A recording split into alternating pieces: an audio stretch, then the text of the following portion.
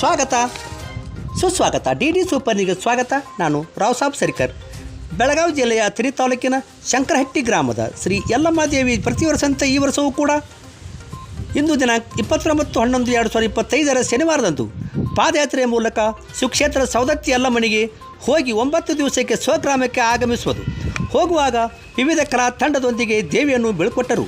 ಈ ಅವಧಿಯಲ್ಲಿ ಶ್ರೀ ಮಲ್ಲಿಕಾರ್ಜುನ ಯುವಕ ಸಂಘ, ಶ್ರೀ ಬಸವೇಶ್ವರ ಯುವಕ ಸಂಘ, ಶ್ರೀ ಚೌಡ ಯುವಕ ಸಂಘ, ಶ್ರೀ ಗಜಾನನ ಯುವಕ ಸಂಘ, ಡಾಕ್ಟರ್ BR ಅಂಬೇಡ್ಕರ್ ಸಂಘ, ಶ್ರೀ ಮಾತಂಗಿ ಯುವಕ ಸಂಘ ಹಾಗೂ ಗ್ರಾಮದ ಇನ್ನೂ ಅನೇಕ ಸಂಘದವರು ಹಾಗೂ ಅನೇಕ ಭಕ್ತವೃಂದವು ಪಾಲ್ಗೊಂಡಿದ್ದರು.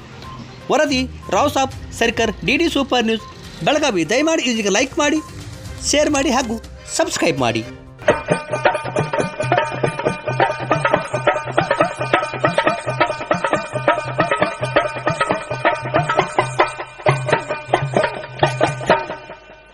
ಏಳಕೊಳ್ಳದಾಗಿರುವ ಯಲ್ಲಮ್ಮನ ಜಾತ್ರೆಯ ನೋಡುನು ಬಾ, ಪದ ಪೂಜೆಯ ಮಾಡುನು ಬಾ, ಉದ ಅನ್ನುತ್ತ ಹಾಡುನು ಬಾಬಾ.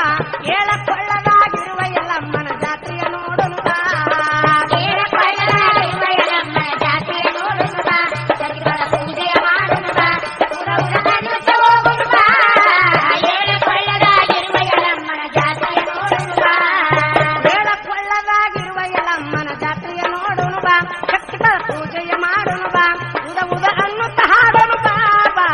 ಏಳಕೊಳ್ಳದಾಗಿರುವ ಯಲ್ಲಮ್ಮನ ಜಾತ್ರೆಯ ನೋಡನು ಬಾ, ಏಳಕೊಳ್ಳದಾಗಿರುವ ಯಲ್ಲಮ್ಮನ ಜಾತ್ರೆಯ ನೋಡನು ಬಾ, ಸತಿಪದ ಪೂಜೆಯ ಮಾಡನು ಬಾ, ಉದ ಅನ್ನುತ್ತ ಹೋಗುನು ಬಾಬಾ. ಏಳಕೊಳ್ಳದಾಗಿರುವ ಯಲ್ಲಮ್ಮನ ಜಾತ್ರೆಯ ನೋಡನು ಬಾ.